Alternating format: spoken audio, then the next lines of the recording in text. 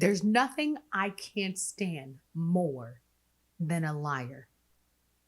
I mean, it is the most triggering thing to have someone straight up and down lie to your face.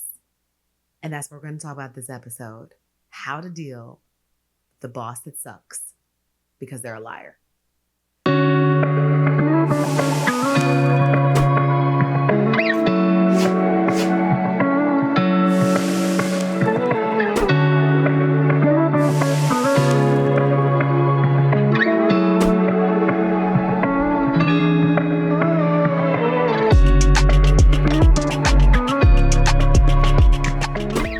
You see, I've had a number of bad bosses. I've told you this, and I've been able to navigate a lot of it.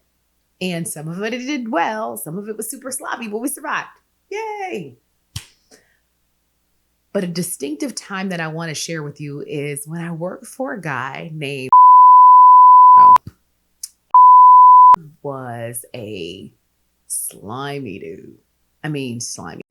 All right, friends, it's story time. So, I had the privilege of working for a very large transportation company. And in that time, I was on the side building performance management and succession planning systems, and was recruited by a leader that I much respect and love to come over and work on the business partner side. So being the HR person that helps with the strategy of the executives, hiring, firing, and all of the kind of in-between HR stuff.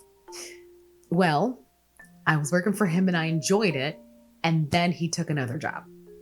And I got to work for this guy who was, he just made me so uncomfortable. And so instead of working for the guy that hired me, I had to work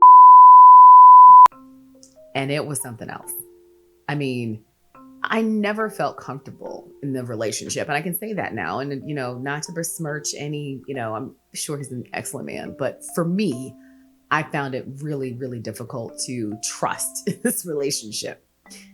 What was interesting about this was that, when I got married, my husband and I were getting married, he calls me into his office like, hey, I know you're about to go out on, your wedding. So are you going to change your name? This was the conversation. I'm like, I don't know why this is important, but sure. Okay.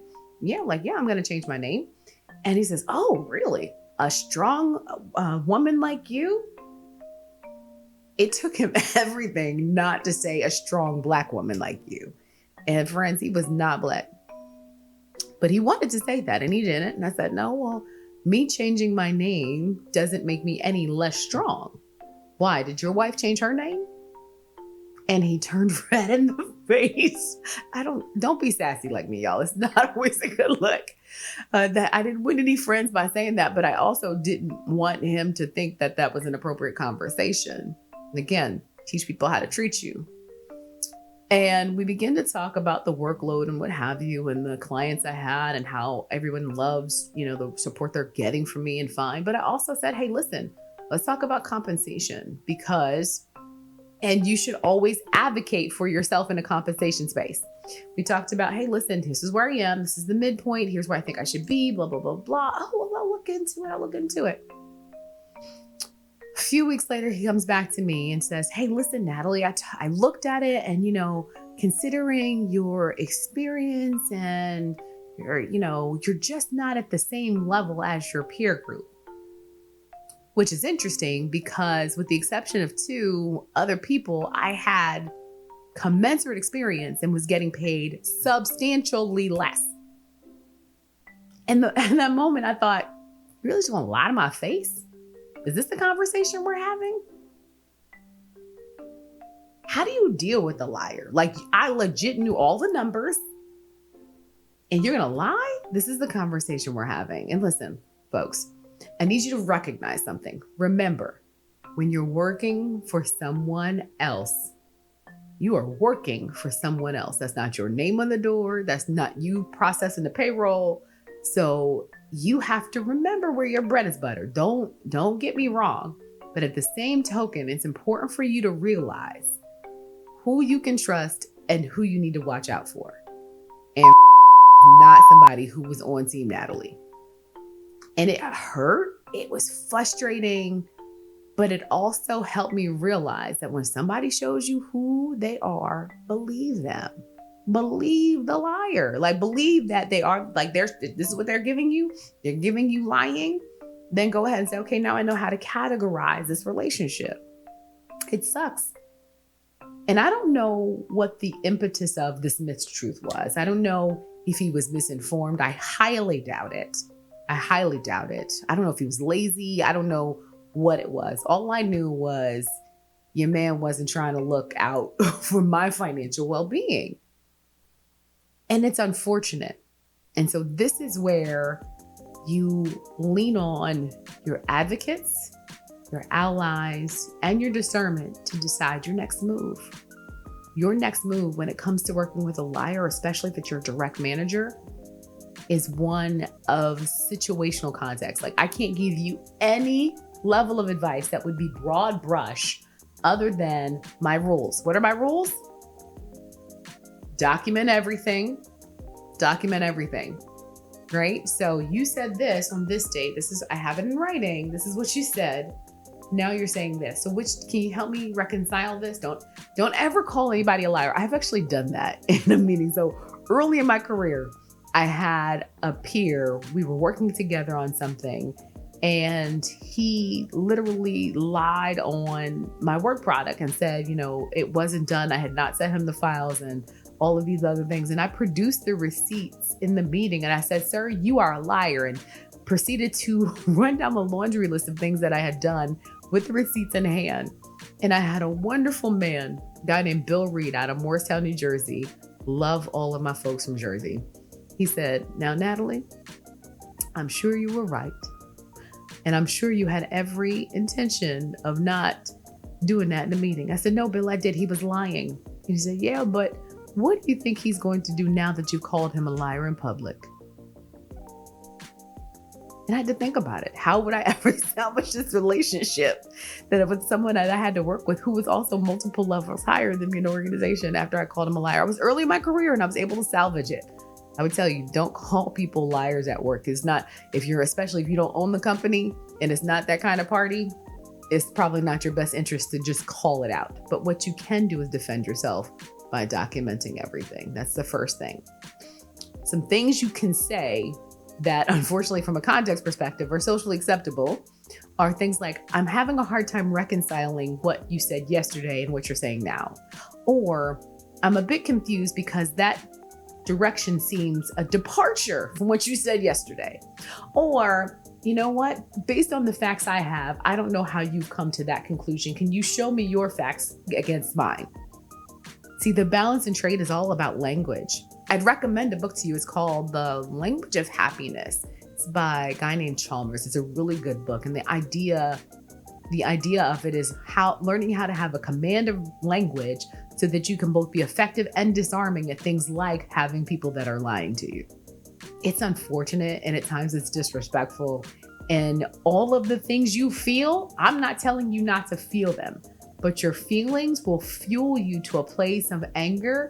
And anger is a limited, useful emotion. It can be useful in a lot of different ways, but you typically don't make good judgments when you're angry.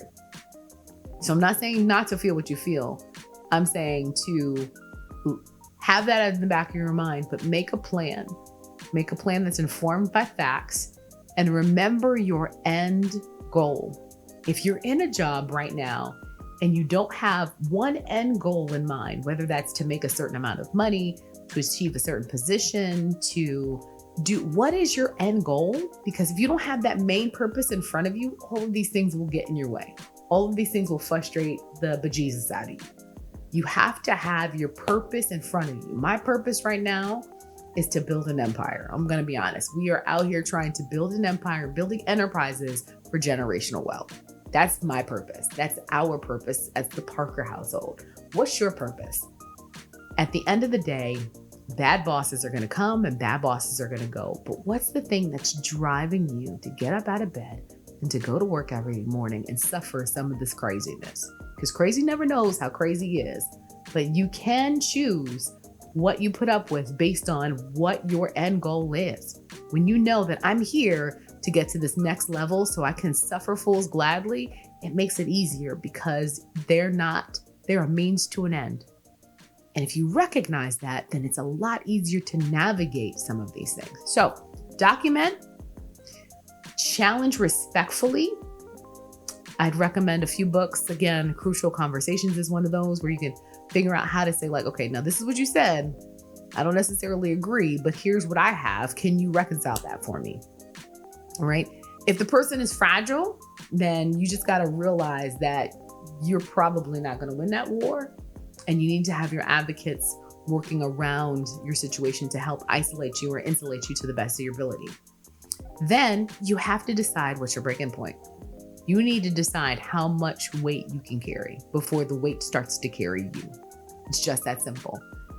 Being in a working relationship that's not healthy or that's hard will take a toll on you. And so you have to decide how much of this you can take and figure out what you can gain from the situation. Because when you can gain more than you're giving, that's winning. When you can gain as much as you're giving, that's also winning.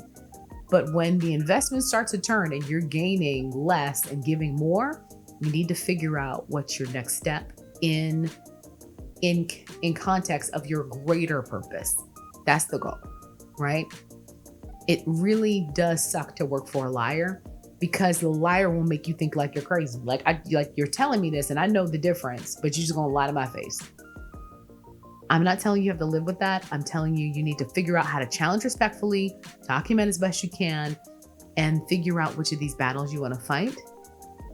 And make sure that you're always keeping your ultimate purpose ahead of you so that it's not so bad.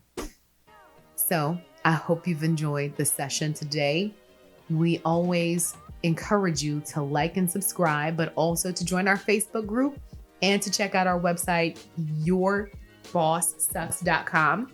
We're excited because in the coming weeks, our next season is going to have some guests. That's going to include some of your stories. I want to hear your stories. So go to yourbosssucks.com so that you can tell me what's going on out here in these streets. I want to hear from you. I want to hear your stories. And maybe you might be highlighted on our next episodes. But my friends are going to join us and they are super excited to come on. And I'm super excited to have them because they have stories even juicier than mine. If you enjoyed this, share it. And remember, don't let your boss suck the life out of you. Take it easy.